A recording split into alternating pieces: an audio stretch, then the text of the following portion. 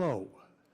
I'd like to provide a warm welcome to everyone who's here with us in the chambers tonight and call this business meeting of the Kalamazoo City Commission to order for February 6th, 2023. Our first order of business is the roll call. Clerk Burling. Commissioner Decker. Commissioner Hess. Present. Commissioner Hoffman. Present. Commissioner Juarez. Present. Commissioner Pradle. Present. Vice Mayor Cooney. Present. Mayor Anderson. Here. Thank you, Commissioners. May I have a motion to excuse Commissioner Decker this evening? So moved. Motion made by Commissioner Hess. Support. Supported by Vice Mayor Cooney. All in favor, please say aye. Aye. Opposed, nay. Motion passes. So we are honored tonight for our opening ceremony. Actually have two individuals show up who were prepared. Thank you, Rabbi, for attending with us and sticking around. But the invocation tonight will be provided by Daniel Storer, who I said the right, from the Western Theological Seminary. So we will have the invocation, and after that, we'll have the Pledge of Allegiance. So I'd ask everybody to stand for that.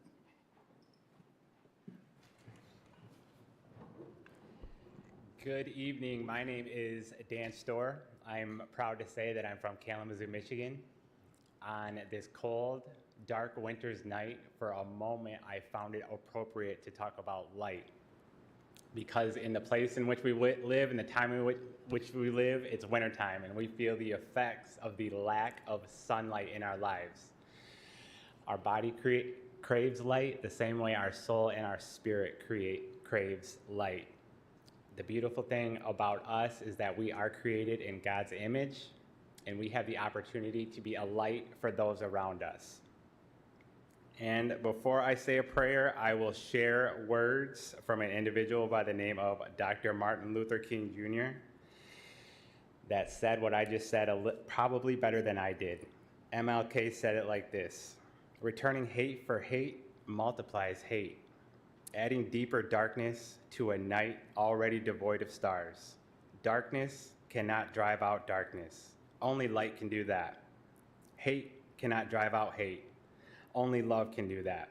So friends, if I could ask, let your light shine before others and give that glory to God. Please pray with me. Dear God, thank you for these willing leaders to lead Kalamazoo. I pray that you be with their minds, be with their choices, be with their words, be with their actions, so they can be a light for those around them, be a light for their family, be a light for the people that live here in Kalamazoo. Dear God, may you bless us, may you keep us, may your light shine upon us now and forever. Amen. Amen. Thank you. I pledge allegiance to the flag of the United States of America and to the republic for which it stands, one nation, under God, indivisible, with liberty and justice for all.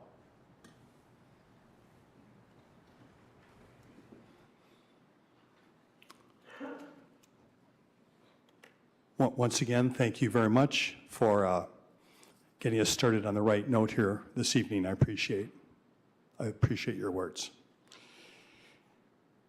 We have a proclamation this evening, and Commissioner Pradle is going to be reading it. It's for National 211 Day, which coincidentally is on 2/11, or February 11th. So we have some folks here from Griffin who will be accepting the proclamation, and I will come down and Commissioner Pradle will read it. So please come forward. All right, good evening, everyone. And National 211 Day is this Saturday. Whereas every hour of every day, someone in the United States needs essential services, from human needs to securing adequate care for children or an aging parent. And whereas 211 is the national abbreviated dialing code for free access to health and human service information and referrals, volunteer opportunities, and improving the way in which people learn about and connect with services they need. And whereas Griffin Place, a nonprofit organization established in 1970 provides 211 services via a 24/7, 365-day-a-year call center accessible to everyone. Calls are confidential and answered with respect, empathy, and compassion. And whereas Griffin Place serves the Kalamazoo community through a variety of programs and services, including 988 suicide prevention and crisis support services, restorative practices, 211 information and referral services, youth services, and numerous community initiatives. And whereas Griffin Place 211 is a leader in suicide prevention in the area, Griffin Place staff are expertly trained in suicide prevention and are fully certified by the American Association of Suicidology. And whereas Griffin Place 211 online database provides information and the right connections with 800 agencies and over 2,600 programs, over 149,000 contacts are handled annually through 211 service connections. And whereas 211 serves as a support system for emergency management to help disseminate critical information, assist people through disasters, and provide a long-term connection to relief and recovery services. Now, therefore, I, Commissioner Chris Pradel, on behalf of the 54th City Commission and Mayor David F. Anderson of the City of Kalamazoo, do proclaim February 11th, 2023 to be National 211 Day in Kalamazoo and commend Griffin Place and their volunteers for their continued commitment to the Kalamazoo region.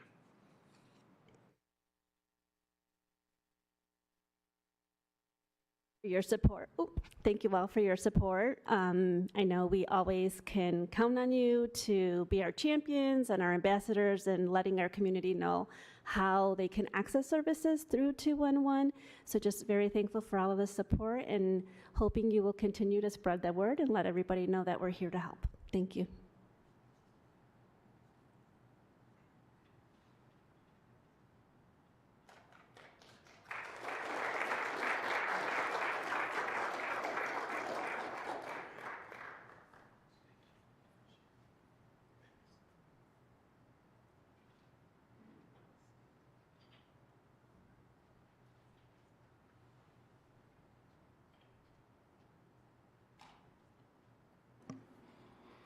I just want to thank you, Commissioner Pradel, and I just want to say, as a person who works at Integrated Services of Kalamazoo, we are intimately connected with the work that Griffin does, and 211, it is really a foundational component of the services that are provided here in Kalamazoo. So thank you once again.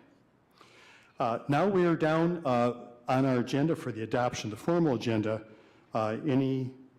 Anything from commissioners?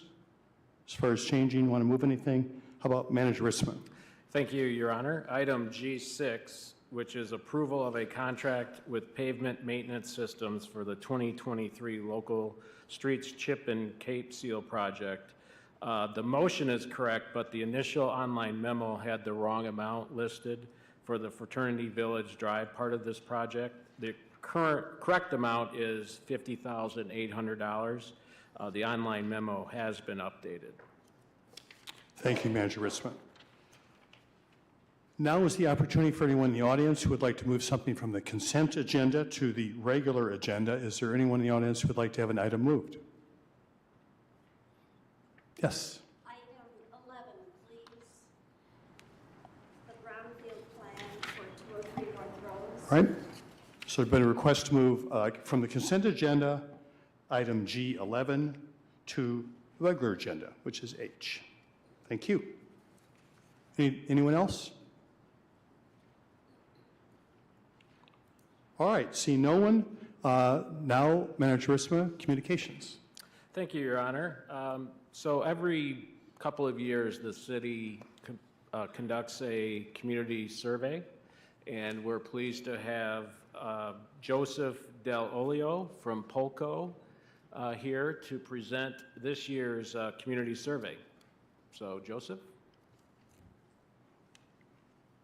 Thank you, welcome.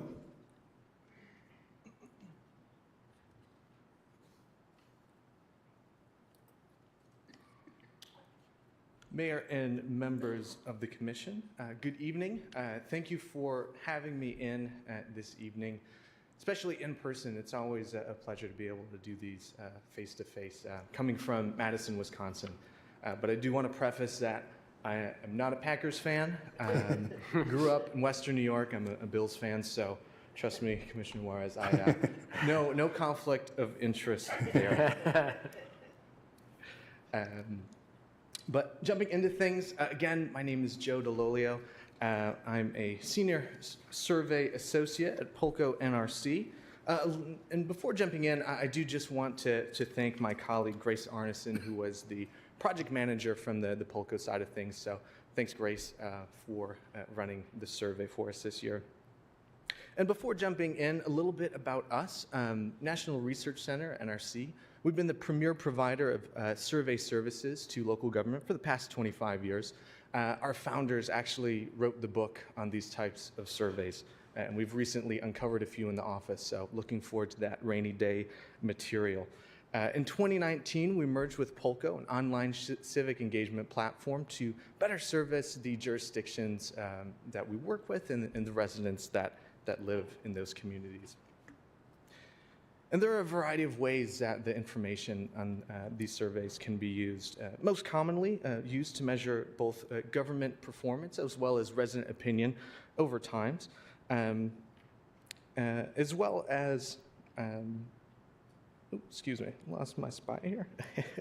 Dig deeper into these areas over time, we're able to trend this information. And the NCS, or the National Community Survey, is based off of what we refer to as the 10 facets of community livability. These are the 10 main areas deemed by survey researchers as those being most vital to creating high-quality communities that folks want to live in. So the presentation, as well as the report in large, center around these 10 facets. We also do find that they work very nicely into different departments. So when department heads are looking for information most pertinent to them, they can flip to that section of the report. And this is the 6th time that Kalamazoo has run the NCS. Most recently, prior to 2022, was 2021. And this iteration of the survey effort was conducted between early October and late November of 2022. And we employed a probability-based sample of 2,800 households. To build out this sample, all addresses within Kalamazoo were eligible to be participants in this survey. We get all of those addresses from the USPS, and then from there, using the most up-to-date municipal boundaries provided by the city, we actually geocode those addresses to make sure that those that are on those boundaries or outside of those boundaries aren't included in that sample overall. From there, once we know that we're looking at households only within Kalamazoo, we selected 2,800 randomly. And so every address had the same probability of selection as well as a known probability of selection.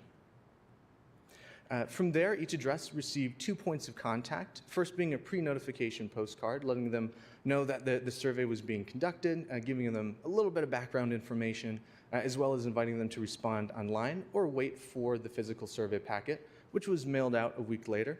And in that physical survey packet, folks received an introduction letter, the physical survey, as well as postage-paid return envelope. And we do include a link in that material. So yeah, everybody that received the survey had the ability to respond both online as well as the physical version of the survey. And of the households that received it, we got back 306 total responses, which correlates to about a 12% overall response rate. At a plus or minus 6% margin of error. And I do want to say that this falls right in line with what we would expect. We see usually around an 8 to 18% response rate, on average right around 15%.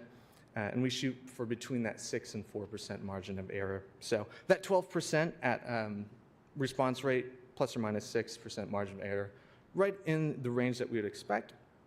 And I do want to note as well that all of our responses are statistically weighted to make sure that we're getting a good reflection of the demographic groups of Kalamazoo overall.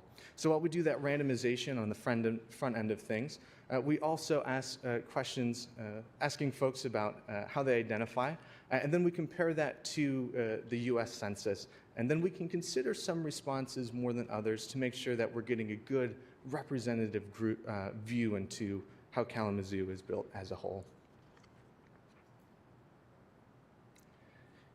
And one of the biggest advantages that local government have in participating in the NCS is the opportunity to compare ratings given by your residents to residents given in other communities with our benchmarking database.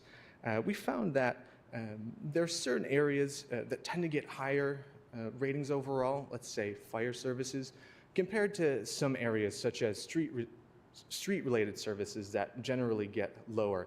So instead of comparing fire services and street services, we can compare fire services in Kalamazoo to fire services in, say, Battle Creek or many other communities across the nation, and again, street-related services to those in Battle Creek and other communities across the nation. Now, along with these national benchmarks, we did also, with Kalamazoo, do a peer or a custom benchmark. And those included communities between 50,000 and 100,000 in population with a median income between $30,000 and $50,000. Going into an overview of the survey results, we do ask 2 questions directly related to those 10 facets of community livability. The first of which asks folks to rate the overall quality of these 10 facets. And you can see the basic layout of the report with trend lines, with past year ratings, as well as the most recent year rating and comparison to the national benchmark. And along with the quality ratings, we do also ask folks to place an importance level on these 10 facets of community livability. And together, we compare those ratings to create what I think is an aptly named quality and importance matrix. And I do want to point out that bottom right quadrant. We use this chart to help influence key findings and help the community determine certain areas that may need additional focus. And that bottom right quadrant is really the one that we look to the most.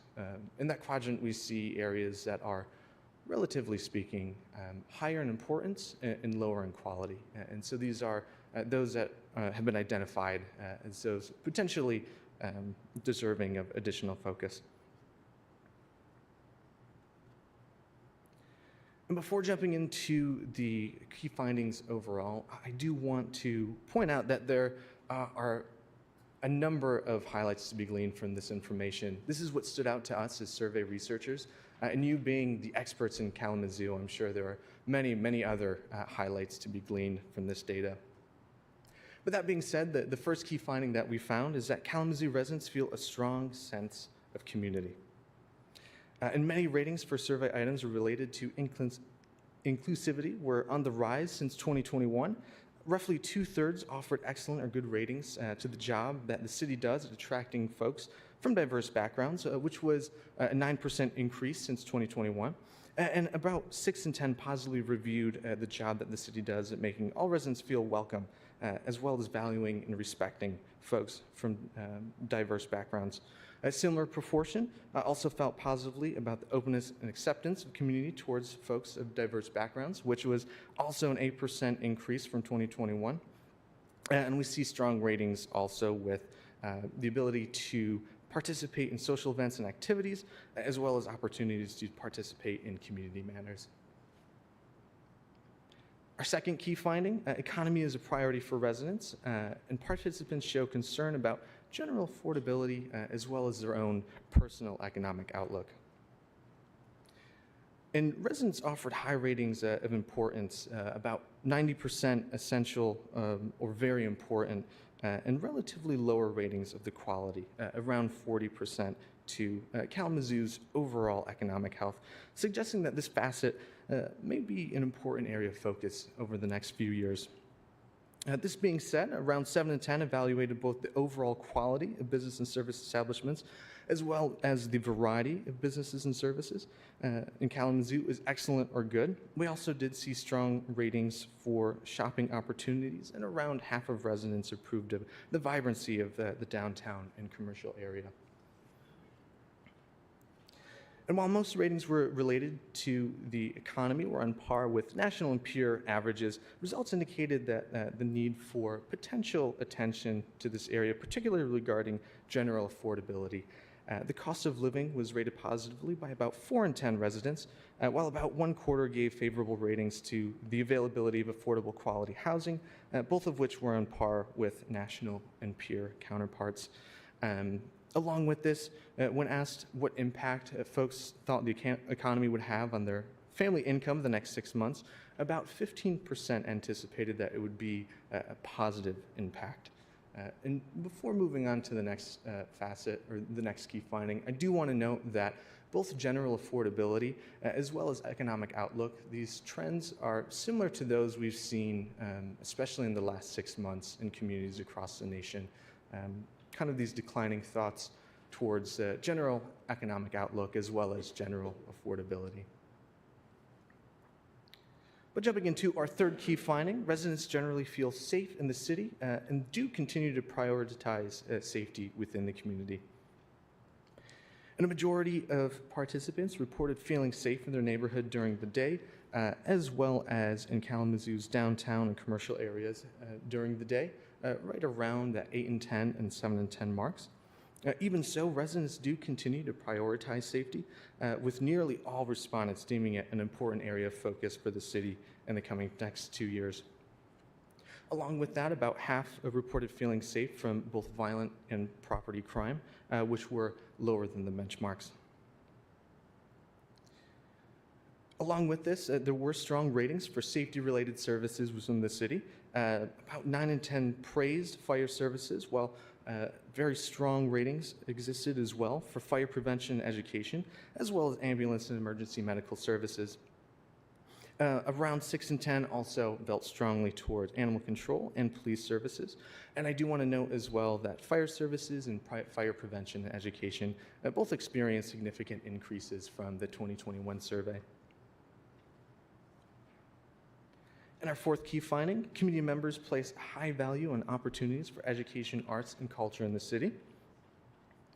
Nearly 3/4 applauded the overall opportunities for education, culture, and the arts. It's a very strong majority, around 8 in 10, praised community support for the arts, showcasing a 10% increase from 2021 and outperforming both national and peer benchmarks. While about 7 in 10 gave excellent or good ratings to opportunities to attend cultural, arts, and music activities, which was also higher than the national average. And again, a similar proportion offered high marks to opportunities to attend special events and festivals, which again increased by about 10% from the previous survey iteration. Apologies, I got a little bit ahead on my clicker. But that brings us to some education ratings, which were, on a whole, tended to be slightly lower than benchmarks, indicating opportunity for growth. This included adult education opportunities, as well as K through 12, and the availability of affordable, quality childcare and preschool. And this brings us to some of those comparisons to the benchmarks overall. Of the 123 items that were available to be compared to the national benchmarks, a vast majority of the items in Kalamazoo were similar to those. 76 were similar, 2 were higher, while 45 were lower than the national benchmarks. And then moving to those peer comparisons, again, we see a very, very large number being similar to those benchmarks. 1 more positive, 13 more negative.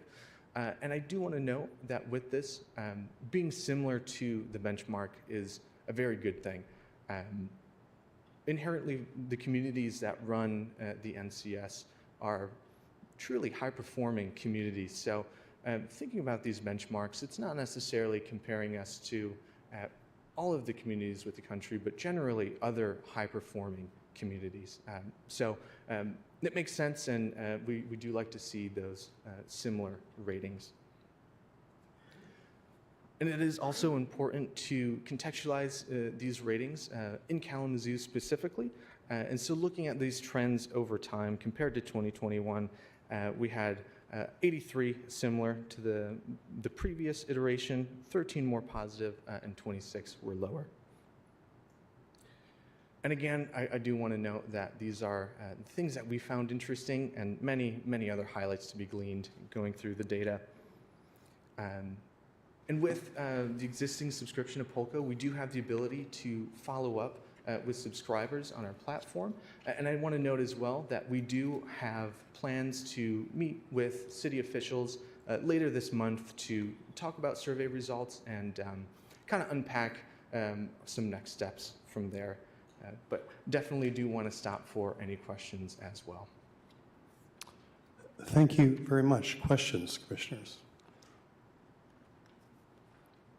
I would suggest that it's a lot to unpack, and it might be likely that there might be more conversation about this going forward. I know this isn't a one-time thing, Manager Ritzman. Do you want to say anything about how this fits into the context of Sure. our intentions here?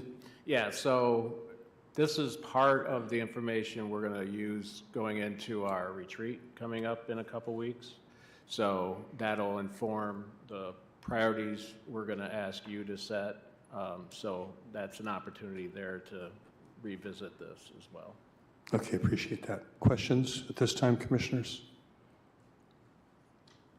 Well, I'll just jump in here. So not being a statistician, I'm always astounded by the modest number of responses you can get across a community of 75,000 people. I know people bring that up all the time, but talk about how 380, is representative. I think that'd be my first question. And my second question is, particular context. For example, if you have a high-profile event or something that occurs, within the time frame, do you notice any effect, or is that generally those kinds of anomalies don't necessarily find themselves into a survey? Two great questions. And starting with kind of the representativeness, it is a valid question, and I think we see it especially during election times, that like how can a survey of 100 folks kind of determine or guess who the next president or governor will be, and we see with astounding accuracy a lot of times that those are able to predict. We're actually see, for the most part, more respondents to our surveys than to a lot of those national ones. And so the ability to extrapolate this and use it to the community at large it's really twofold. It starts with that randomization from the onset. We don't target specific members within the community, and all folks living within Kalamazoo have an equal chance to be selected for participation. Now, along with that, just because folks are selected, we know obviously that doesn't mean that we'll respond. There's what we refer to as non-response bias in any survey effort, and that's where that weighting really comes into play. So we know that if we have, let's say, closer to a 60-40 split of those who identify as male versus female in Kalamazoo, but we actually hear back from closer to 50-50, what we can do is count the responses of, let's say, those in that 60%, a little bit more than the 40%, to make sure that that's getting a good, accurate picture into the demographic groups of Kalamazoo overall. And so while we do that with a number of different demographics, being sex, as well as housing tenure, may not be the right term, but housing status, and things of that nature. And so we're able to, within that 6% plus or minus accuracy, predict that 95% of the time, responses would fall within that range. So while we can't say with 100% accuracy, we can get pretty close to that. And in my response, I apologize. I've forgotten the second aspect, and if you could remind me. So that was just, for example, is an event or something that occurred, kind of proximate to the survey that might have had, a more dramatic effect in the moment. For example, a large increase in our water and sewer rates. Does that just balance out in a survey, or would you tend to see maybe some of those kinds of things reflected in a survey? That's a great question as well. And definitely these events, the timing of these events, and especially the perception of these events can definitely have effect on ratings overall.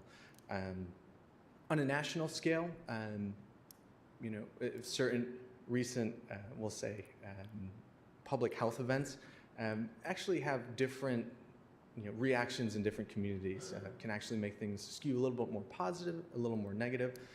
But there are, within communities, events that can definitely have an effect. I think a good example of this is with some of the hurricanes that were experienced in Florida earlier this year. We saw ratings for fire, flood, and other natural disaster and the safety facet go down in a number of communities. And it just so happened that we surveyed more or less right, I want to say during the hurricane, but right after the hurricane. And so we can look in those trends to see where that item lies and if it's higher or lower than the norm, and if it corrects itself later on. But that's a long-winded way of saying that definitely the perception of things on a more local level can definitely have an impact on those responses. Okay, I appreciate that. I might come back to you later, but Commissioner Pradel, did you have a question? I was just curious, you kind of piqued a thought about the utility and infrastructure response, because, noticing that one was lower. This year, we're about to invest $111.1 million in capital improvements in our community. I mean, largest probably in the city's history, and probably only second to last year. Can't think of any period in my life that I saw more barrels and, construction underway. So, I mean, instances like that, how can that adversely skew how people view things? Is it because I'm frustrated because of all the detours and whatever, like the mayor said, could it be because of the higher utility rates, that people were facing? I mean, what are some of the things that you see that could impact something like that, even though there's, you'd argue, a lot of positive progress being made on something like infrastructure? Mm-hmm. Yeah, no, those are great insights, and it can be taken a number of different ways. I think the example that you gave is actually a very good example, especially for utility or road infrastructure, especially. Putting a significant part of the budget into an area that's very visible and could cause frustration could definitely, we see the results in the survey and folks' thoughts on that, even though those improvements are being made. And then, that's a great thing to check over trends to see where that lies, if folks are still perceiving it that way. One of the examples that I like to think back on was a community I worked with last year, had just put a lot of money actually into their water refinement system. I forget what the exact term is, but they still had low ratings for water quality overall. And the reason for it is that they realized that they really hadn't done any communication, any public outreach, letting folks know that this large sum of the budget was being put towards these water services. And so things had improved, but folks didn't really know that it was being improved. So I think it is possibly a timing thing, but also a perception and outreach thing. And then if it's prolonged over time, then I think, especially in the short term and long term, but it deserves follow-up as well. One of my colleagues has a great line, and I feel like I'm not going to do her justice, but if we're putting our money into water, let's say, and folks still have low ratings for it, then we still have a water problem, regardless of the work that we've done for it. Yeah, I think that's a good. I mean, likewise, the other one I was curious about is safety, and I wonder if part of that is communication, getting out the word, but also, I mean, it's just because it's improving doesn't mean it's perfect, but even just like last year, especially in the second half of 2022, was the first time since pre-pandemic that we had seen outcome improvements in safety. I mean, a decrease in the third by auto vehicular theft, violent crimes down, but this survey kind of coincided with that period that we saw the decline. And so the question is was that enough time for people to be informed about those improvements? And for a number of cases, I mean, it's still pervasive challenges people might be seeing. Definitely. And I think, a number of these topics too are great topics that we could potentially follow up on and dig in a little bit deeper if we want to get some more granular information on if we have perceptions of safety? Is it certain aspects of safety that folks are most pointed in on? That's something that we could definitely explore. Yeah, I would be interested to like line up the timing of the survey with what events were, happening in that community in that time as well. I think that'd be interesting to find out. Definitely. Yeah, thank you. Other questions, commissioners? So I will follow along with this line of thinking here with Commissioner Pradel, is that obviously there's one part of it which I'm sure is a little challenging for you, it's kind of getting your report card. And, we sit around here and kind of look at that, and, it can feel discouraging about some parts where you're ranking lower than other folks because you believe in your community, you care about it, you spend a lot of time thinking and working on it. But for it to be a useful tool, I know that I'm sure there is a point of diminishing returns in terms of how granular you get in a survey, whether people are willing to fill it out or not.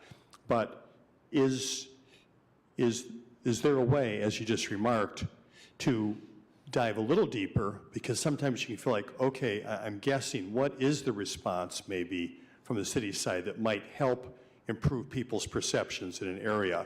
And is that kind of granular information in some way already been collected, or would that be something that perhaps would, could be augmented by some sort of a follow-up? Yeah, I think it's. I think we have some of that information already. I think it's kind of both ends of the coin. First of which being, if we look at especially one of the things that we're going to be doing, and I'll allow Laura to jump in if she wants at any point, but we do plan on a meeting during the retreat to do a next steps workshop to dive into some of these areas and kind of talk through I want to say community members, but such as yourself being community members, and kind of piecing things together of making sense of some of the ratings that we got, but also ways that we can improve on that or focus on that in the next few years. I also think that the POCO platform as a whole can be a great tool to dive into any of those items that we would like to get some more information about overall. We have a number of questions in our library already, and outside of that, I know we'd be more than happy to kind of formulate questions at Kalamazoo overall. But the way that I view the survey is, just as you say, it's like your report card. I think of it as a final, and your final makes up for maybe in heavier classes 20% of your grade. But really, what it is all of those assessments and homework assignments leading up to it, and so we have the ability to help with those proverbial assessments and homework assignments as well. Great, that's helpful, and I'm glad there's going to be further involvement there. I think that's going to be the way that this can be most useful. Any other, yes, Commissioner Hess. Yeah, thank you, Joe, for that presentation. So last year and a few years before it came out, Kalamazoo ranks #2 in the nation for its low cost of living. And Kalamazoo ranked #1 most affordable city to live in the U.S. These are like some headline things that we get. And then I see only 40% of our respondents said that it was affordable in which to live. So who's right? So I understand a lot of people are hurting in this community, and we may have those as respondents. And so what makes, according to your data, affordability in a community? Yeah, and I think that's a great example of perhaps that perception. If folks have seen a rise in cost overall, or if folks are looking for starter homes and it's been very difficult for them, even though from a national standpoint, Kalamazoo may have, generally be more affordable than most other cities, folks may still be feeling it relative to their own personal situations as being still a difficult time to be in.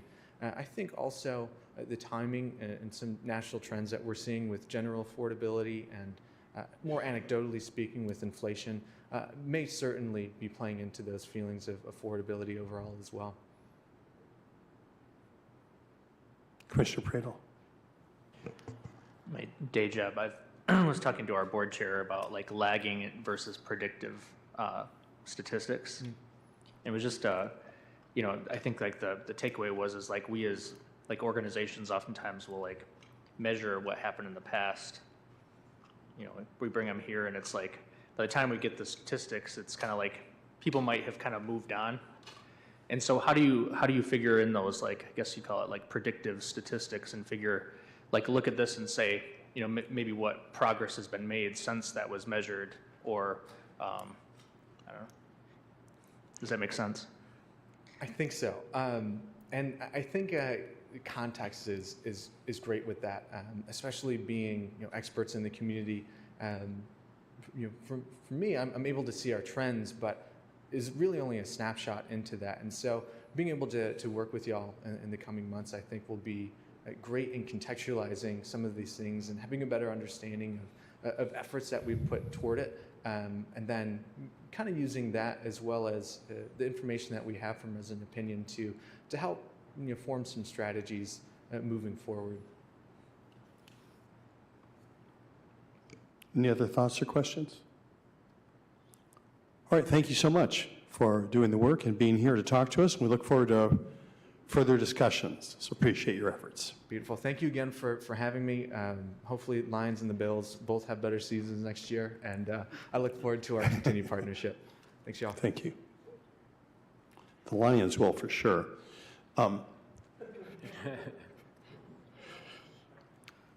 We are now down to the point on our agenda where it is an opportunity for public comments, and we will start with individuals who are here in the chambers, and then we will move on to people who are calling in. First thing I will do now is to just give the call-in number. It is 888-382-9556, and Andy here from our IT department will manage those, and we will start with people in the chambers. So you'll have 3 minutes. Please give us your name and whether you live in the city. Good evening. I'm Toby Hannah Davies, and I do live in the city. I'm here to ask you about the Arcadia Lofts project, the Brownfield plan for 203 North Rose Street. I love that this project is creative use of these historic buildings, and that it will create 79 new residential units downtown. And I'm very happy that 40% of the units will be attainable, which means affordable to people at 80% to 120% of our area median income. But I'm very concerned that yet another proposal for new downtown residential units does not include any units for people who work downtown at all the lower paid jobs. People who work full-time but need housing for people at 60% of area median income, or 50%, or even 30%. New downtown residential units are wonderful for the vitality of our city. I am all for it. But we already have a lot of new market rate units. At the new Exchange building across from the Radisson, the new Warner building across from the Arcadia Festival site, the new Rose Street apartments diagonally across from the library on Rose, continuing around the corner on Cedar Street and Park Street. The Rose Street project has some attainable units for people at 80% to 120% of our area median income, but is that the best that we can do? We need our new housing to be mixed income housing that includes people at all the pay levels of the jobs in the area. If we don't create truly mixed income housing, we're perpetuating segregation. We're creating exclusive housing. We're taught to think of exclusive as desirable, but it really means that it excludes people who work hard every day, that all of us depend on to do the lower wage jobs. Mixed income housing is very successful in a number of other places, and some of your city staff know a lot about it. Please ask for some of the attainable units at the Arcadia Lofts to be affordable at 60%, 50%, and 30% of AMI. Thank you. Thank you. Thank you very much. Next, please.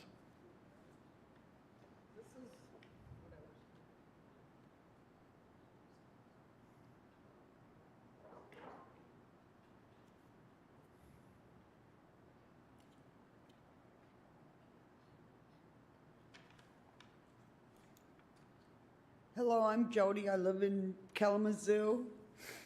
I believe there should be a National Deworming Day. Pets too. Compliments to the firefighters and pet nurse at the Gospel Mission. In time to win the war against trash, to tell of the new hospital coming from the Jews. Is it not terror when people scream in pain and when people agonize and sleep horror? That's the opposite of God. Then God bless to the landfills. We need help. Here's a go-to problematics, inheritance to upjohns compared to God. God bless. Here's to the landfill project, the new hospital. Spaceship inheritance to Israel. God bless. I believe the first 4 of us have come in for the spaceship. Me, the heart, China, the brains, Thailand, the lungs, and Africa, the backbone that's going to tie it all together, tie all the organs together. So far, I've put some things together. It's phenomenal what I'm experiencing and how it's been pulled together coming here, the stories I've wrote about individual families with garbage issues and diseased and rats that are diseased from it. And that's a landfill with all kinds of fecal matter, moldy furniture. There's a way to disintegrate that stuff and downgrade it and build up on that territory. It smells terrible over there on Cork Street. Thank you. Thank you. Is there anyone else in the chambers who wants to speak this evening? Good evening, Jeff Messer, city resident. An update on my recent canvassing for Rank My Vote's Ranked Choice Voting Initiative in the city of Kalamazoo. 2 Saturdays ago, we canvassed the Washington Avenue sidewalk outside the Edison Neighborhood Association office during the city commissioner listening session. Only about 14 citizens attended the event, but new volunteer Shell and I got 10 petition signatures out of them. Last Saturday, Barry and I canvassed the South Westnedge Avenue sidewalk outside the Vine Neighborhood Association office during the Vine Midwinter Festival. This was a mixed crowd, with about half being non-city residents. We netted 9 valid signatures for our 2 hours invested. Rank My Vote is a citizens' initiative that seeks to amend the Michigan Constitution in 2026 in order to establish ranked choice voting statewide. As an educational effort prior to that, we are collecting initiative petition signatures in large cities across the state in order to amend city charters and locally established ranked choice voting. Ranked choice voting is a change to the way we vote that we believe will increase and improve the quality and diversity of candidates by allowing voters to express their true candidate preferences without fear of wasting votes or voting for the lesser of 2 evils. For those unfamiliar with ranked choice voting, please visit our website, rankmyvote.org, where MI is MI, the postal abbreviation for Michigan. The national website for the ranked choice voting movement is fairvote.org. For those who are familiar with ranked choice voting and are ready to sign our petitions, we're holding a volunteer meet and greet on Sunday, February 19th from 3 to 5 p.m. at the Water Street Coffee Joint on Oakland Drive in the Oakwood Plaza. For future locations where I and other Rank My Vote volunteers will be canvassing, please visit my Facebook campaign page at facebook.com/Messer4KZoo. That's facebook.com/MESSER4KZOO. You can also enter Jeff Messer for Kalamazoo in the Facebook search box. And for those who are in the chambers tonight and watching live, I do have my petitions with me. You would have to meet me outside the building to sign the petitions. City Attorney Robinson informed me that I cannot allow you to sign my petitions inside the building. And if anyone missed any of the details, I usually give Clerk Borling a copy of my remarks for the minutes. So you can ask him, ask his office for a copy of anything that I've said. Thank you. Thank you. Next, please.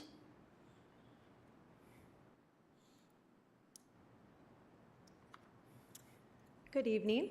So this is kind of a joint experience here.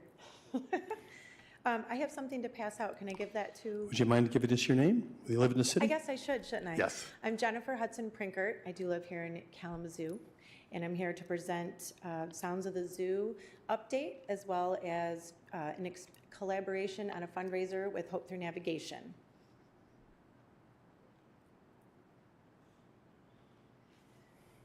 So I started Sounds of the Zoo this last year. This is my second year. I call it my sophomore album. And really excited to report we had a great successful event. I had 7 days, 54 bands in 6 locations for free to share with the community to bring about diversity, inclusion, and supporting mental health awareness and sustainability awareness. And I have built upon that. And since then, I am hosting at least 2 events a month to use Sounds of the Zoo as a platform for the greater good of the community and to keep the awareness of the platform and to keep growing this event. And in lieu of that, I am working with Gwendolyn Hooker from Hope Through Navigation. This is our second year of a fundraising event that we've created. And this year, we are collaborating and celebrating Black History Month by putting on a benefit concert at Bell's Brewery. And we have 3 bands, and we're benefiting the Tiny House Pilot Project. We had a very successful event last year and both felt passionate about doing it this year. February 16th from 7 p.m. till 10:30 p.m., $10 at Bell's on Thursday night. We have 3 bands to offer a great variety of music to share with the community of diversity, and we're very excited. We're trying to bring a lot of positivity to the community and grow together and keep crossing our networks and expanding through the communities of serving this community. Oh, okay. Hi, Commissioners, Mayor, Vice Mayor, City Manager, City Attorney. I'm Gwendolyn Hooker. Those first 2, oh, you reset the clock. Awesome. Okay, so I believe that Jennifer did share some information. I want to just follow up on a small update about the Tiny Houses of Hope pilot project, as well as invite you and everyone that's listening to the concert that is on February 16th at Bell's Brewery. So the Tiny House Project, we know that we've had many conversations about affordable housing for marginalized populations of people that Hope Through Navigation serves, most notably people with criminal backgrounds, people with substance use disorder history. We are at the point where we are looking for contractors. We sent out a bid. We got some bids back that we were definitely not happy with. And so we are resubmitting, or I don't know if it's submitting, but we're putting bids out again, so that we know that with COVID, a lot of things happened that increased materials, labor, and things of that nature. And so we need to find contractors that can bid our project as close to our budget as feasibly possible. And with that being said, we have always had the budget that we originally said. And so it was never about not being able to raise the money. Kalamazoo has been very, very generous, as well as the city of Kalamazoo with their support of this project and the money that they have already committed, as well as LISC. But we know that we have a shortfall, and we are going to continue to raise hope by, asking for community partners, citizens, and folks like you that care about marginalized populations of people and affordable housing to come out, and not only come out and have a good time, good music. We have 3 really, really great bands that are really highlighting Black History Month. One is from Uganda, one is a very young, talented, up-and-coming African-American man, and then we have a return group, which is Skeletones, that's a native Kalamazoo band that everybody loves to listen to and dance to. And so we just want, for folks to come out, support, and learn more about the Tiny Houses of Hope project, and definitely build our momentum back so that we can stay in the light and let people know that we are not going to give up. We are deferred, but we are not we are not giving up on what it is that we said we were going to do. So we're inviting you and everybody else that's listening on this meeting to come out and support the Tiny Houses of Hope project. Thank you so very much.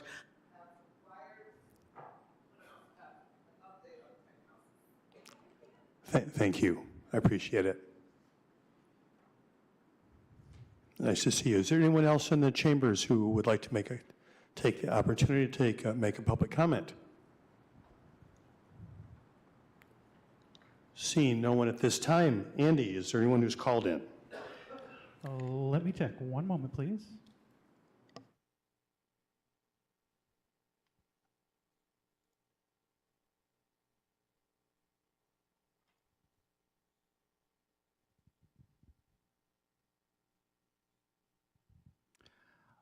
Does not appear we have any comments at this time. Thank you very much. I appreciate that.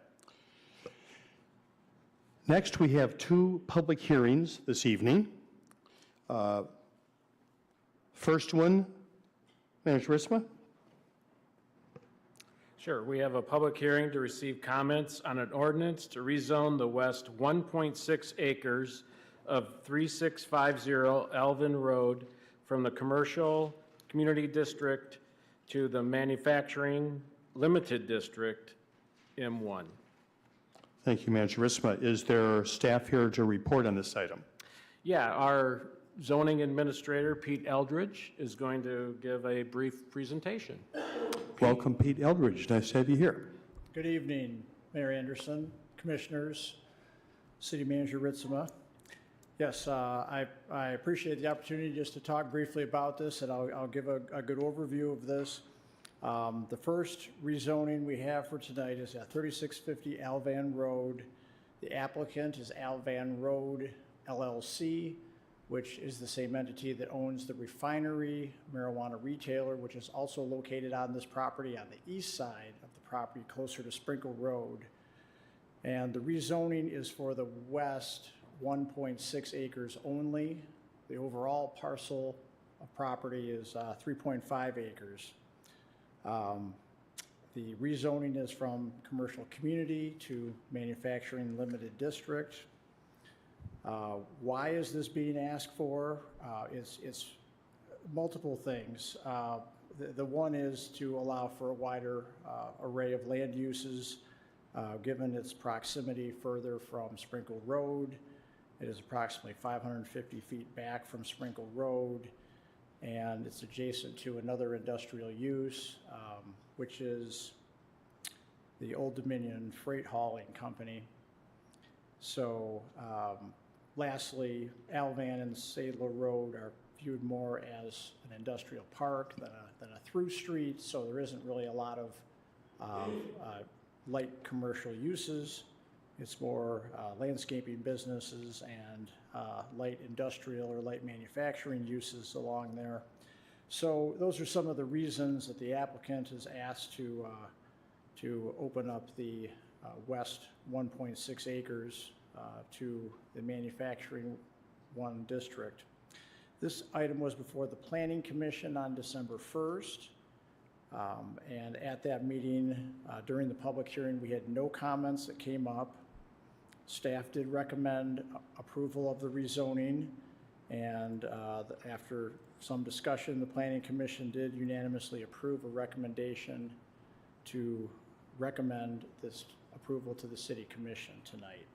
I do have in the audience the applicant. If there's any questions for the applicant, they are willing to step forward. But that is the overview. I can answer any questions that you have. Thank you, Mr. Eldridge. Very helpful. Commissioner comments or questions? Commissioner Pradel. I'm just asking some questions, kind of help the public understand this a little bit better. So in 2018, this property and 36 others were rezoned from M1 to CC. Correct. And so this would effectively be moving half of one on the west side from, basically back from CC to M1 zoning. And so can you just kind of explain, like, after that work being done in 2018, why this makes sense now to switch it back? Sure. That's a really good question. So what was done in 2018 is we had, after many years of that area, including East Cork Street, wrapping around and connecting to the roundabout, and then that stretch of Sprinkle Road extending down from Miller to the roundabout. That area was all zoned, well, almost all of it was still in the manufacturing limited zone M1. And looking at the amount of restaurants and hotels that had developed in that area, it was clear that this area was more predominantly commercialized, not geared for light industrial uses. So that was why the city initiated that rezoning of so many parcels. And and then of course where those rezonings stopped was essentially where Sadler Road is. So Alvan extends west, and then it turns and runs north, and that's Sadler Road right there at that 90-degree turn. And everything on the west side of Sadler is still in that M1 zone. So this parcel we're talking about tonight butts up to the remaining area that stayed in the M1. And so it really straddles everything that was rezoned to the CC back in 2018 and butts up against what remained in M1. So the applicant is just looking to pull in that 1.6 acres back into the M1 zone and then leave the rest of it in the CC zone, which would be roughly 1.9 acres. And grow operations require the M1 manufacturing designation, correct? Yes. So M1 would allow for warehousing. It would allow for a greater variety of marijuana facility uses. A lot of businesses that have some outdoor storage would be allowed in M1. Gotcha. And then one of the things I was reading as well that was helpful with this is that the survey work was done in advance before it came to Planning Commission, if I understand correctly. So then if this is approved tonight, the next step then is going to site plan review. Is that correct? Well, the next step, they would go ahead and formalize that land division, and then they could either choose to develop that this 1.6 acre parcel separately, or or advertise it for sale if they want. But yeah, so they're waiting to get this approved, and then they've got the legal descriptions to move forward with the rezoning. I'm sorry, the land division per se. Cool, thank you. Other questions for staff on this particular item? Commissioner Hoffman. Thank you. Thank you for being here. What is the benefit the city will get? The benefit the city would get is the opportunities for redevelopment are greater if this is in the M1 zone. It's because it's so far off of the main drag, as I mentioned, off of Sprinkle Road. It's not desirable for a type of business that needs to be on, directly on a high traffic corridor or within, or visible from a high traffic corridor. And therefore it allows for other types of businesses that don't need that visibility but need a fair amount of square footage for their facility and their parking and so forth.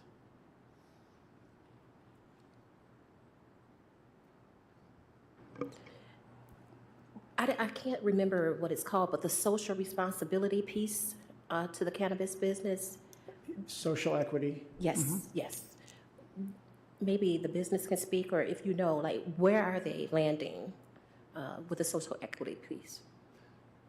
You mean how would that come into play with this rezone? Are they participating? Are they at a standard that we set? Like, what does that mean for this business particularly? Well, this would, and again, this is a rezoning, so this, there's no specific land use identified, that's a sure thing to go on this property right now. But in the event that a marijuana facility was built or was proposed for this property that's being rezoned, then they would go through the same process of applying for a provisional license.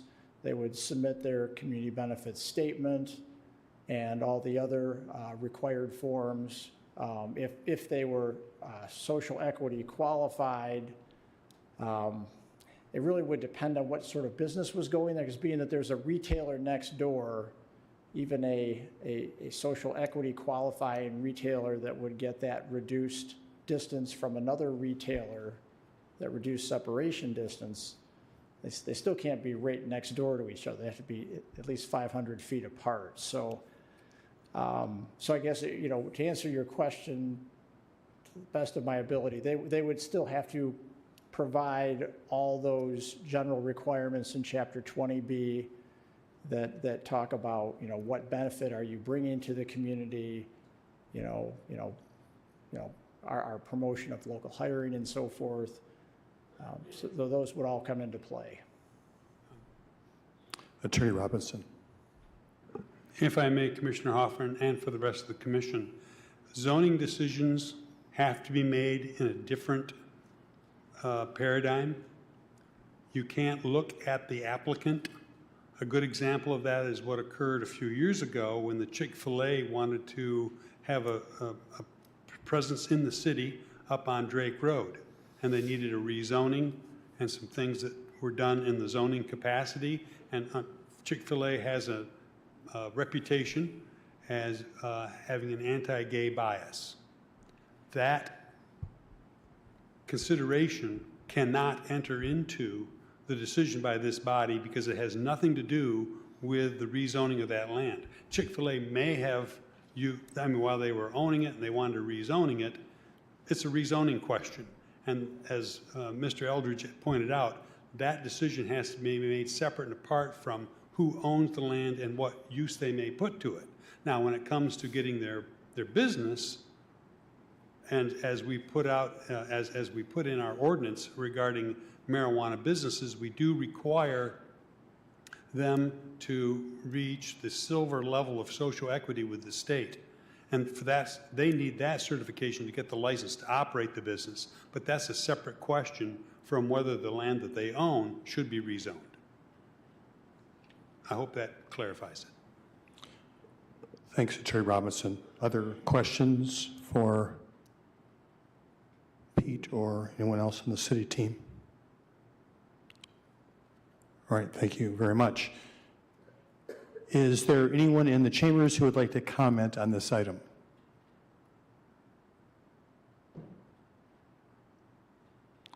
See no one. Commissioners, the action requested is a motion to adopt the ordinance.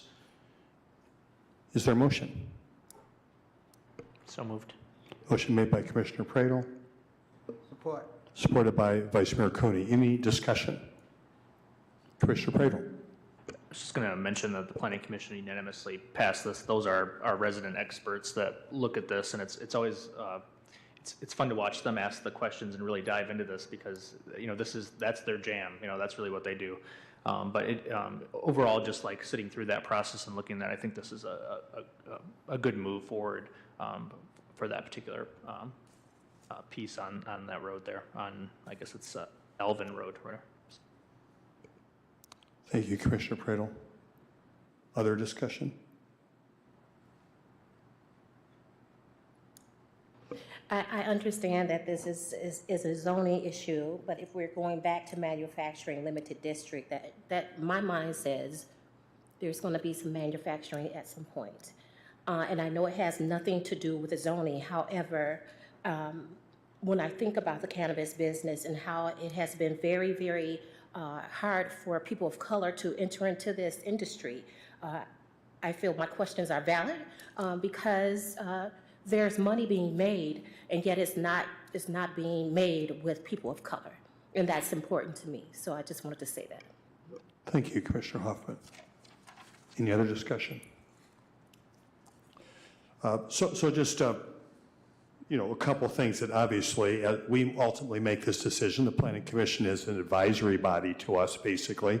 So I just want to say that certainly a couple things that do go into my decision-making process when we're coming to these rezonings is, what did the Planning Commission recommend to us? And I appreciate that all of us have responsibilities as being liaisons to other committees and activities here, and Commissioner Pradel takes that very seriously and attends the Planning Commission meetings. Not enough time sitting in this chambers, I guess, just as part of the commission. So thank you, Commissioner Pradel, for that. And staff is supporting as well. So particular motion is a zoning change recommendation. The motion's been made, and is there any other discussion? Clerk Borling, please call the roll. Commissioner Hess, Yes. Commissioner Hoffman, Yes. Commissioner Juarez, Yes. Commissioner Pradel, Yes. Vice Mayor Cooney, Yes. Mayor Anderson. Yes. Thank you, Commissioners. The motion is adopted. Next, another public hearing. Manager Ritzma. Public hearing to receive comments on an ordinance to rezone 435, 436, and 439 Westnedge Court from residential multi-dwelling district, RM36, to commercial neighborhood district, CN-1, and commercial office district, CO, to residential multi-dwelling district, RM36. Thank you, Manager Ritzma. I presume that Mr. Eldridge is available for Yes. presentation on this? Yes. Good evening once again. So this grouping of properties, all on Westnedge Court, one on the north side, two on the south side. This rezoning was brought forward by Odyssey Properties LLC. Jake Tardani is the principal, and his company owns and manages these properties. And this originally came up with a refinancing question. And as I looked into it, we noticed the overlapping zone districts. And after reviewing it and looking at what the applicable development standards were, which actually was the commercial neighborhood zone, he brought up the option to rezone. So the reason that this rezoning is moving forward is to basically get, there's 3 overlapping zone districts on these residential properties. And because the predominant zoning is a commercial zone, it makes the structures non-conforming, which complicates refinancing, complicates getting loans against the properties, and therefore he initiated this rezoning, which will clean up the zoning and put all 3 of these residential structures that were built between 1910 and 1920 back in a residential zone district, RM 36. This was before the Planning Commission on December 1st, and during the public hearing, we did not receive any comments. The Vine Neighborhood Association is aware of it, and they had no comment on it. Staff recommended approval of the rezoning, and the Planning Commission unanimously approved the recommendation to the City Commission to approve the rezoning of these 3 properties. The applicant is also here tonight if there's any questions for him. Thank you. Appreciate that. Questions for Mr. Eldridge? Commissioners? Seeing none, thank you very much. Is there anyone in the audience who'd like to comment on this item? Seeing no one, the motion will be an action to adopt the ordinance. Is there a motion? Motion made by Commissioner Juarez. Support. Supported by Commissioner Hess. Any discussion, Commissioners? Commissioner Pradel. Again, just wanted to mention that the Planning Commission unanimously supported this as well, but I think it's particularly impressive to see, where an individual identifies an issue and then city staff works to resolve that issue. And so I applaud both parties for trying to be, stick to conform to things, but also be agile enough to meet people with their needs in our community. So thank you. Thank you, Commissioner Pradel. Any other discussion? Seeing none, Clerk Burling, please call the roll. Commissioner Hoffman. Yes. Commissioner Juarez. Yes. Commissioner Pradel. Yes. Vice Mayor Cooney. Yes. Mayor Anderson. Yes. Commissioner Hess. Yes. Thank you, Commissioners. The motion passes. We are now on to our consent agenda. Manager Ritzma. The following items are presented for approval this evening. First is approval of a contract extension with Reith Riley for supplying asphalt paving materials to the city for street, capital, and other repair type work in the estimated amount of $1,215,500. Next, the approval of a one-year contract extension with KSS Enterprises for janitorial supplies in the amount of $104,560.02. Next, the approval of a one-year contract extension with Kindle Electric Incorporated for the inventory and non-inventory electrical supplies in the amount of $113,810.44. Next, the approval of a contract with Earthworks Lawn and Landscaping for mowing and trimming of city parks in the amount of $157,948. Next is the approval of a 3-month contract extension for the purchase of 12.5% sodium hypochlorite by volume from Alexander Chemical Corporation in the amount of $289,948.75. Next is the approval of a contract with Pavement Maintenance Systems for the 2023 Local Streets Chip and Cape Seal project in the amount of $358,272. Next is the approval of the purchase of 10 public safety fleet vehicles from LaFontaine Dodge through the My Deal Cooperative Purchasing Program in the amount of $423,740. Next is the approval of a one-year contract extension with Michigan Municipal Risk Management Authority through IBEX Insurance Agency for property and casualty insurance for an amount not to exceed $1,076,665, which includes the annual insurance premium and member loss fund deposit. Next is the approval of amendments to the service agreement between the Foundation for Excellence and the City of Kalamazoo. Next is the adoption of a resolution from the Michigan Department of Licensing and Regulatory Affairs Liquor Control Commission recommending approval of an off-premises tasting room license for Decatur Tastings LLC at 246 North Kalamazoo Mall. Next is the approval and acceptance of an easement with Jodan Properties LLC for parcel 0629498.021 for the amount of $613.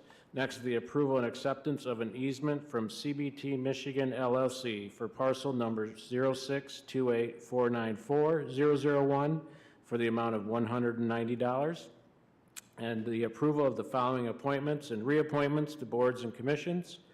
The reappointment of Donna Keller to the Board of Review for Assessments for a term expiring on January 31, 2026. This recommendation includes a request to waive City Commission Rule 12E regarding term limits. Next is the appointment of Kazmira Herberger to the Parks and Recreation Advisory Board for a term expiring on January 1, 2026, and the appointment of Jared Burdew to the Zoning Board of Appeals for a term expiring on March 31, 2024. Thank you, Manager Ritzma. So, Commissioners, the requested action is to approve items G1 through 10 and 12 through 14, and authorize City Manager to sign any documents related to those items. Is there a motion? So moved. Motion made by Commissioner Hoffman, supported by Commissioner Juarez. Clerk Borling, please call the roll. Commissioner Juarez. Yes. Commissioner Pradel. Yes. Vice Mayor Cooney. Yes. Mayor Anderson. Yes. Commissioner Hess. Yes. Commissioner Hoffman. Yes. Thank you, Commissioners. The items on the consent agenda are approved. Now we have one item on the regular agenda. Manager Ritzma. Yeah, item G11, adoption of a resolution approving an Act 381 brownfield plan for the project at 203 North Rose Street. Thank you, Manager Ritzma. Looks like there are some folks here that are provided some comments. Jamie McCarthy, Yep. Antonia Mitchell. Jamie McCarthy, our Sustainability Development Coordinator, and Antonio's in the back, on the bench there, back up. And then we have a developer, Andy Wenzel. Welcome. Do you want to start? Or Yeah. Okay, go ahead. Thank you, Mayor, City Manager, Vice Mayor, and Commissioners. I'm happy to give you a little bit of background and more information on this project. It's a project that the developer came to city staff probably just over 6 months ago, a little bit longer, and let us know that this building that they've owned for a little while here in downtown has been commercial office space for quite some time, but has been experiencing some vacancy over the years and has been difficult to fill, as you can imagine with some of the trends that are happening across the U.S. The building is a great historic resource in downtown, but it also has some of those functional challenges for office space and really needed some updating. So the developer came forward with this new concept to really reuse the building for something that would be of greater use right now, and that would be converting most of the upper floors to residential units. So really, reusing and restoring, rehabilitating the front portion of the building, and then actually even adding on a few floors in the back portion of the building, which is not the historic space. And so that gives kind of a quick or a great way to add more units into the city, 79, again, more units. And then the first floor would remain commercial, but it would be more active at that street level. They envision more of a retail restaurant type space. And then also some activation of the courtyard that's there. It's a grassed courtyard, if you can picture it. And it's right along the Arcadia Creek and the Kalamazoo River Valley Trail. The project overall is a $25 million investment in the city, and they've come forward and asked for brownfield support because of some of those building demolition, the asbestos and lead abatement costs, things that are brownfield eligible to really, bring this property back up to the health and safety codes and standards of modern development. It'll also help cover some infrastructure costs if they're in the right of way, and some sidewalks, things like that, are eligible under brownfield statute. The BRA held a public hearing a couple of weeks ago on January 19th. We didn't get any comments from the public at that time, but we certainly had a lot of support from the board members. They voted unanimously to recommend this brownfield plan to this commission. They were pleased that there was not any added parking, so that this was, maintaining that walkability in the city. It's close to public transit, right along the bike trail. That it's a historic reuse of a building, that they're investing in a current building, bringing that up to code, and all of the environmental benefits that go along with that. And they like to see those new units that would be able to come online maybe a little bit quicker than a fully new construction type building. And they did talk about affordability. This project has a good portion of units at the time, and I'll let Mr. Wenzel come up and talk a little bit more about some of those elements of the project. But when we were talking about this a few weeks ago, we're looking at units that are in that workforce attainable housing kind of range of 80% AMI up to 120% AMI, and then some market rate.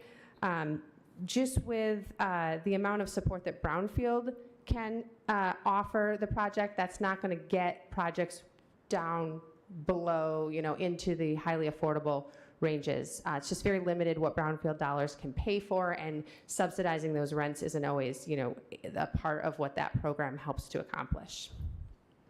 But I will let Mr. Wenzel come up and talk a little bit more about the project they have planned. Thank you, Jamie McCarthy. Hello, my name is Andy Wenzel. I'm with Plaza Corp. And Jamie did a really nice job, and she nailed it on really the details of the project.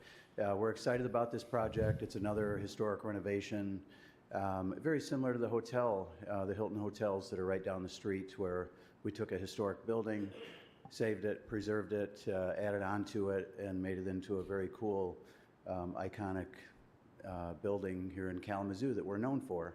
The city's known for, and Plaza's known for saving those types of buildings. So this is another one of those projects. It is, we did work on the rates, and we are 40% or more in the 80 to 120% affordability, so workforce housing. We might be back to talk with you about a neighborhood enterprise zone and perhaps get some housing in the 60% affordable AMI zone. We don't have that. We've started those discussions, but there's additional tools that are needed to be able to do that, especially in today's market where rates are, costs are skyrocketing, rising, interest rates are creeping up already, and we don't see that changing anytime soon. So it makes it hard. It was already hard to do that. Now it's even tougher to do it. There are other projects that are able to do that, but they have tax credits and other incentives along with brownfield to make that happen. So we may be having that discussion, but not today.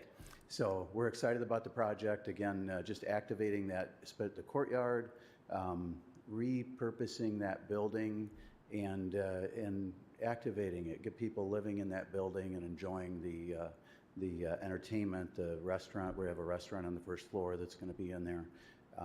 So it'll be a really good addition to the city, but also in that location. We're really happy about this one. So I'd be glad to answer any questions. Thank you very much. Team, any questions for either our city staff? Director Mitchell is here, or for the representative from the developer. Commissioner Hess. Mr. Wenzel, when do you see this project beginning, should the funds come through the brownfield? When do you see the project beginning? This project start the later summer or early fall. So we're working with, and we have worked with SHPO, the State Historic organization, regarding what we're doing. You know, we're maintaining just so I didn't touch on that, but so we've worked through a lot of these items that need to be covered in advance and have that already lined up. We are working with the state of Michigan because they're participating. The MEDC is participating with the brownfield capture and incentives. And again, I should add, without brownfield and without other incentives, these projects wouldn't happen. It's a necessity to make the numbers work. Thank you. Other questions from members of the commission? All right, thank you so much. Mr. Mitchell, any comments you want to make? I see here. Just real quick, it was brought up about the affordable housing, and Mr. Winston brought up the NEZ. One thing we're trying to do is add some additional incentives to work with the numbers to bring up more affordable housing that hit the numbers that has been spoken about. And as Mr. Winston brought up, we're still in that discussion, and if that's a tool we can use, it'll come back. This project will come back to the commission for that NEZ approval and talk about those additional affordable housing aspects that we're trying to add to this project. So it is being looked at, it is being worked on, but as Mr. Winston said, we got to see what works, what other possible tax and other incentives we can throw into, as I say, the package to get to the housing that we want to get to. Very helpful. I appreciate that, Mr. Mitchell. Yeah. So, seeing no other questions for staff here, we need a motion to adopt a resolution approving an Act 381 brownfield plan for the project at 203 North Rose. Is there a motion? So moved. Motion made by Commissioner Hess. Support. Supported by Vice Mayor Cooney. Other discussion? Commissioner Pradel. I think we heard them speak about this, but more and more with the current market conditions, I think we're going to have to find creative solutions to help people finance and get these projects up and running. I mean, as they described, the alternative is no project, right? And more housing units is better than no housing units, and obviously we want to strive for as much mixed income housing as we possibly can, but we also don't want to lose on an opportunity to add 79 units to our downtown And, with high interest rates and the labor market being what it is and everything, we have got to get creative and innovative in terms of how we fund these, so. Thank you, Commissioner Pradel. Other discussion? Commissioner Hoffman. I do realize that we need housing at every level. I long for the day when we will put low income, no income individuals and community members at the forefront. We have people suffering. So when we say, it's 79 units, we might not get that. Like, we have people literally sleeping in the woods, people sleeping on concrete in the wintertime. And so we can do better. Grace Lubama talked about in the COW, like, we need to be more intentional, and we have the solution here.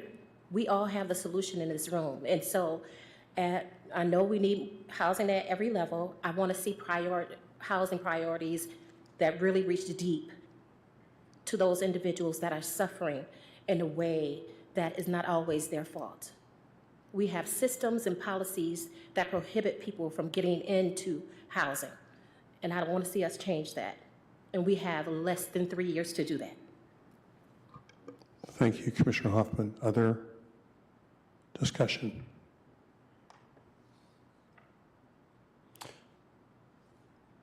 So the motion's been made and supported. Public comment period's over. Oh, I'm sorry. Okay, regular agenda. So anyone in the chambers wants to speak on this topic?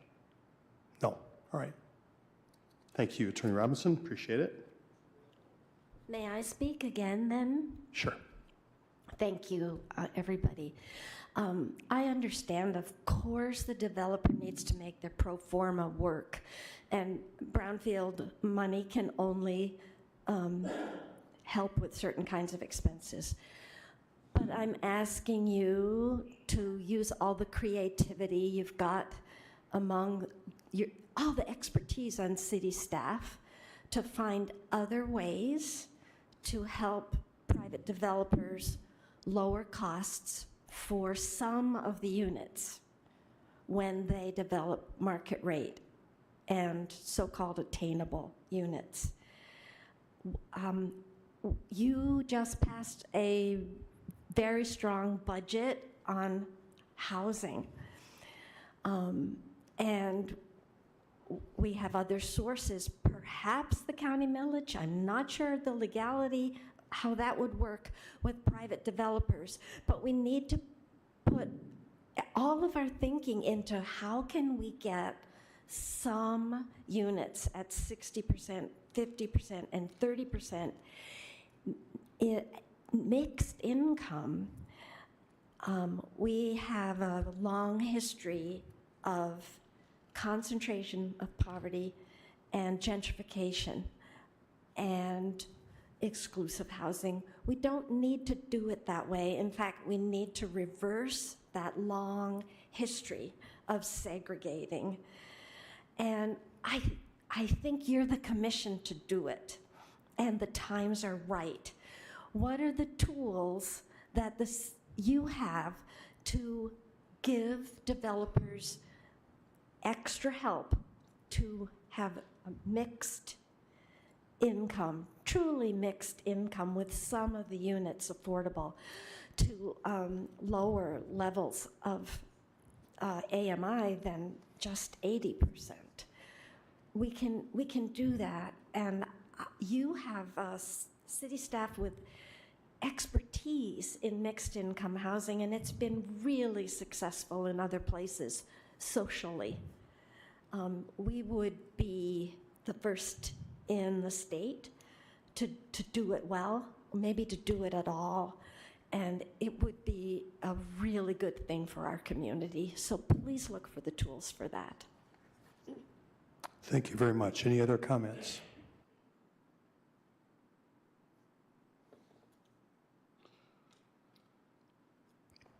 Any other discussion, Commission?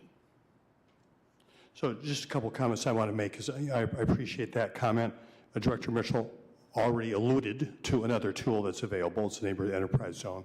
That will have to come back to us. That is another way to provide some assistance with the overall financing and cost of a project, which then would allow possibly some more affordable units. So potentially that will be coming back to us in terms of looking at those tools. And certainly there's nothing illegal about a private developer applying for millage funds as well. Many private developers have applied to the millage for funding and received funding under what happened last year, and presumably that period of time is open until February 17th for this year. It's the second year of the millage to apply for funding for assistance. Clerk Borling, please call the roll. Commissioner Pradle, Yes. Vice Mayor Cooney, Yes. Mayor Anderson, Yes. Commissioner Hess, Yes. Commissioner Hoffman, Yes. Commissioner Juarez. Thank you, Commissioners. The motion passes. Thank you very much. Manager Ritzma, reports and legislation. Yeah, I mentioned it earlier, but I'll officially put the announcement out there that our City Commission 2023 retreat will be on February 18th. That's a Saturday. We will be meeting at the Foundry, which is at 600 East Michigan Avenue. And the times are between 8:30 and 3:30 p.m. Thank you. Thank you.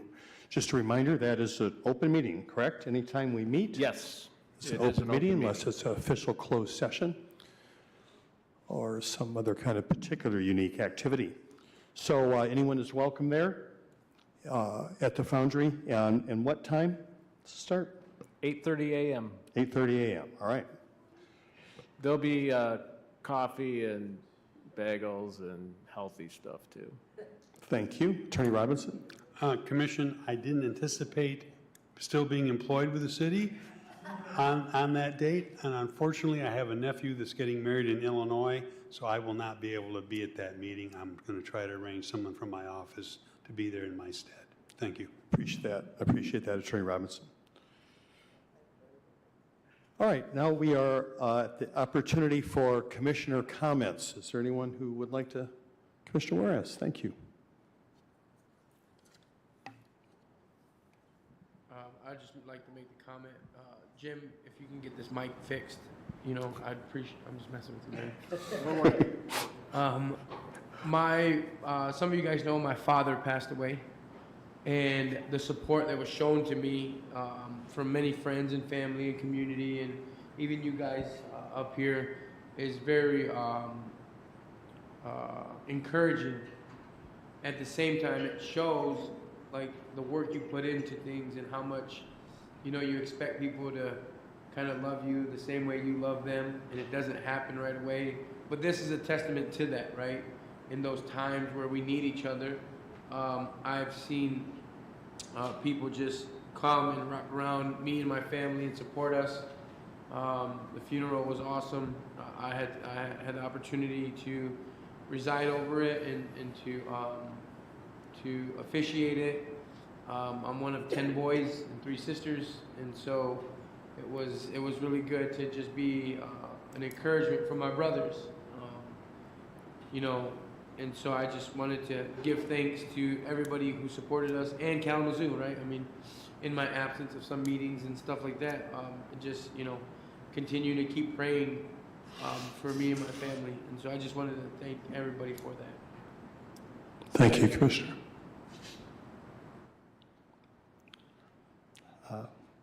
Vice Mayor Cooney, thank you. I wanted to say that you did a wonderful job at the funeral, and your dad was certainly proud of you, as was your family. I just wanted to say how happy I was about what happened here at 5 o'clock, to throw a spotlight on this issue of childcare in the community, and to give focus to that as a first step toward a universal childcare in Kalamazoo. And just some of the things that were brought out, I just wanted to mention. I think Grace's, Dr. LeBon's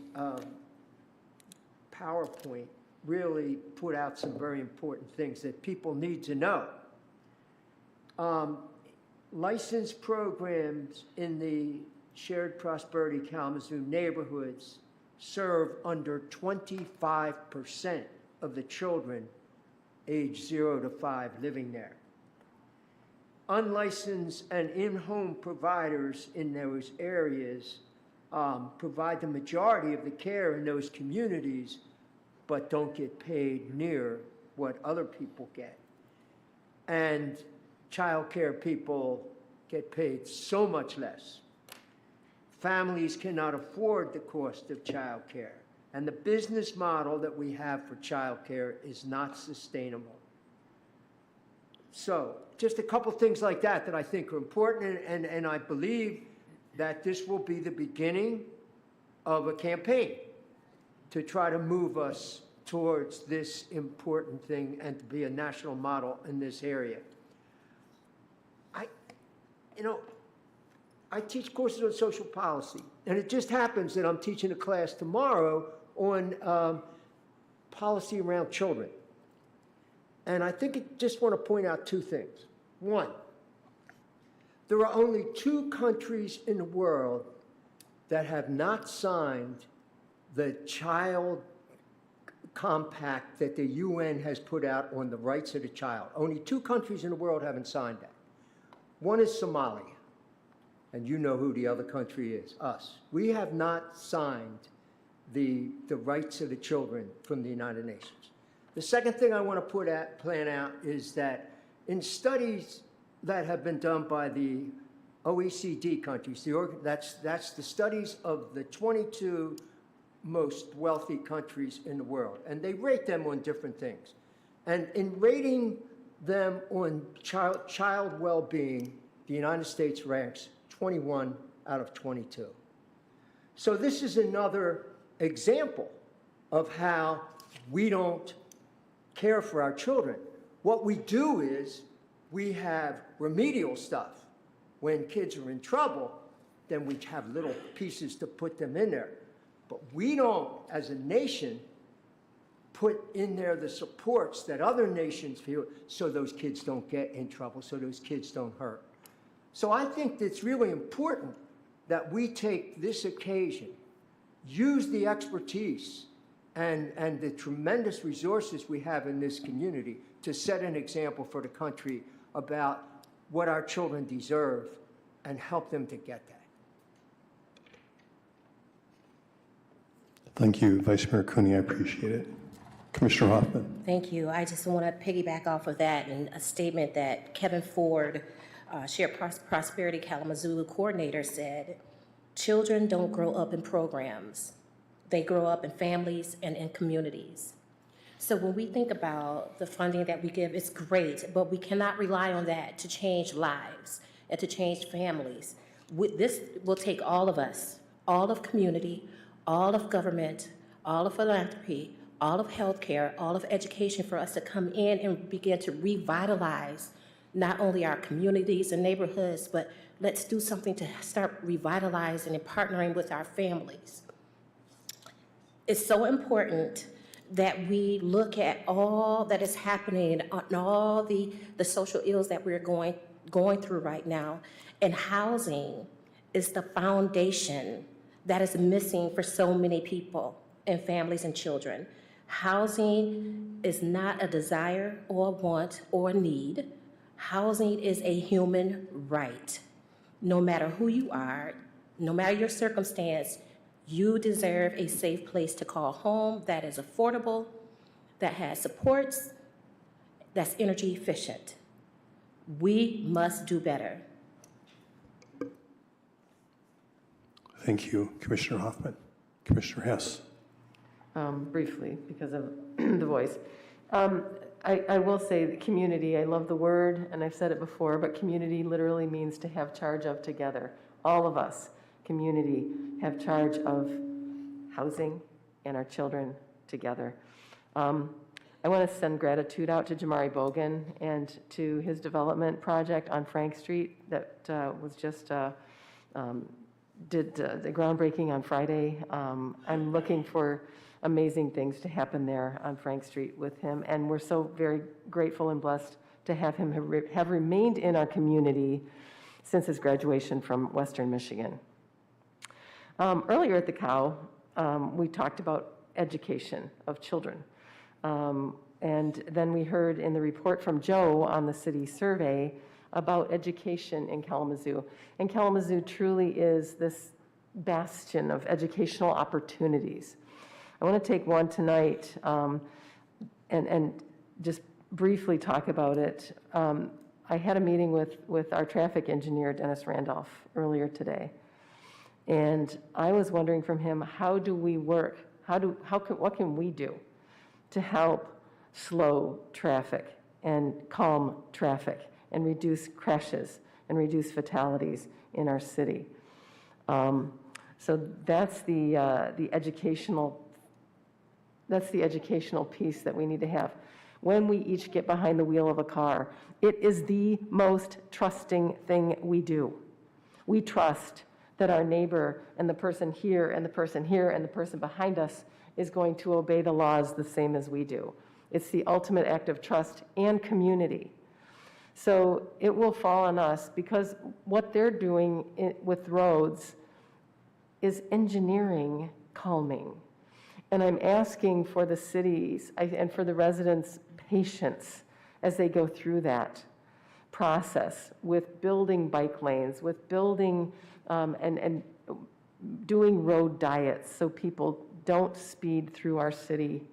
And then also through the projects with Kalamazoo Avenue and Michigan Avenue to make sure that people can go out in the city on foot, on wheel, or in a car and be safe.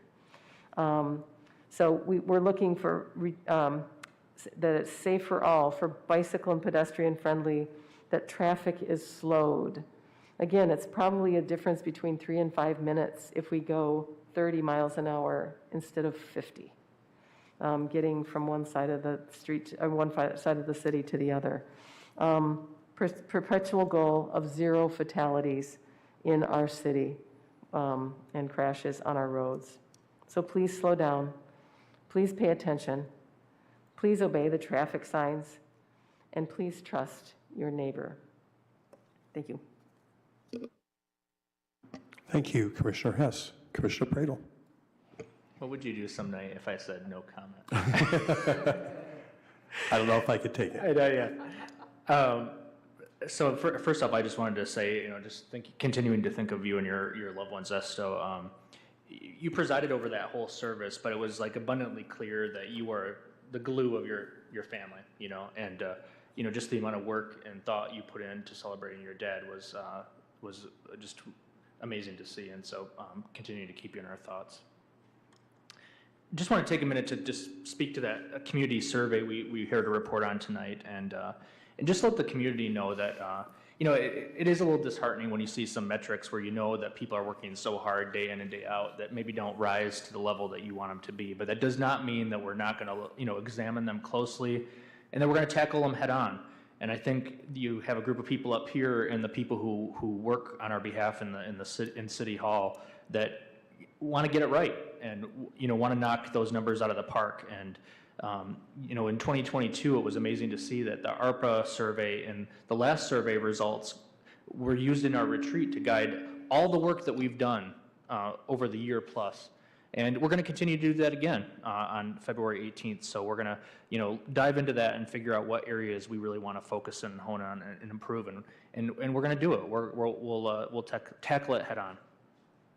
Also, just wanted to make sure to give a shout out to former Representative John Holdley. He was appointed last week by Governor Whitmer to serve on the WMU Board of Trustees, which is a huge deal, and I congratulate him on that.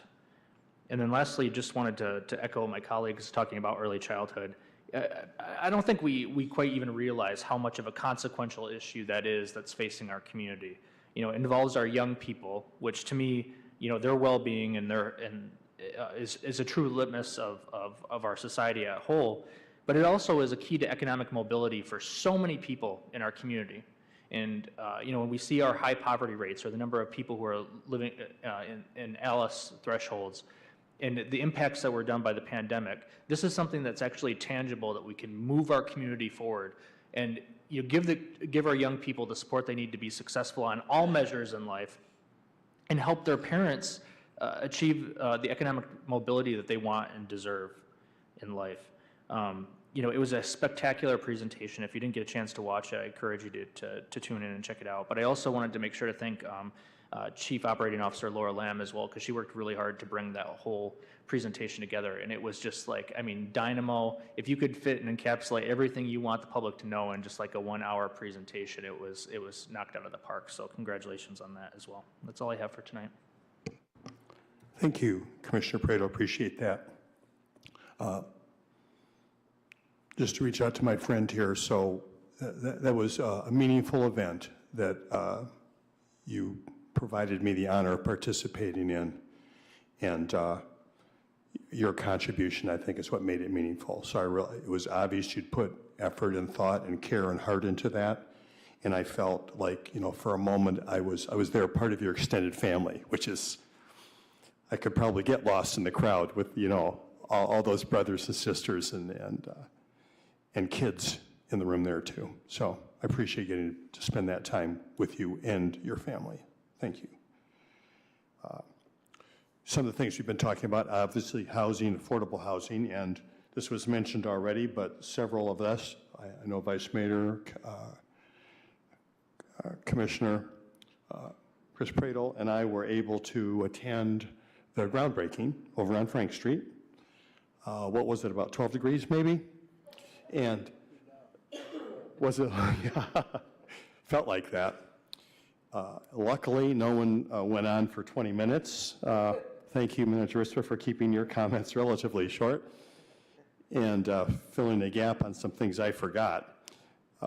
But I don't want to go by an event like that and forget how important it is, even though it's one little piece of this bigger need that we're talking about, that there are positive things happening. This is Jamari Bogan, who's part of the new generation of developers here in Kalamazoo. We're talking about housing with some affordability, but also we're talking about a daycare center there, managed by the YMCA.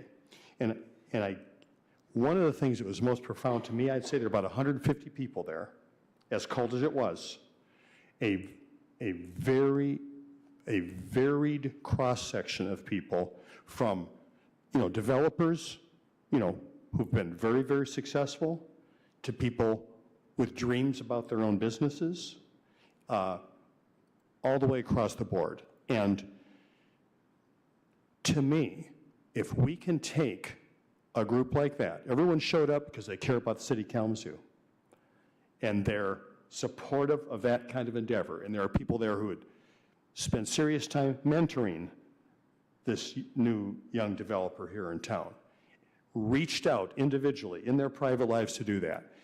If we can continue to take that kind of focus and caring, we can do it. And it was heartwarming to be there, actually, despite how cold it was. And I didn't stick around for long afterwards, but looking forward to that coming up out of the ground. Just last I want to say is that, it's always a challenge, I guess, when you get feedback in terms of a survey or report, and it makes you concerned, are we not doing a good enough job? What can we do?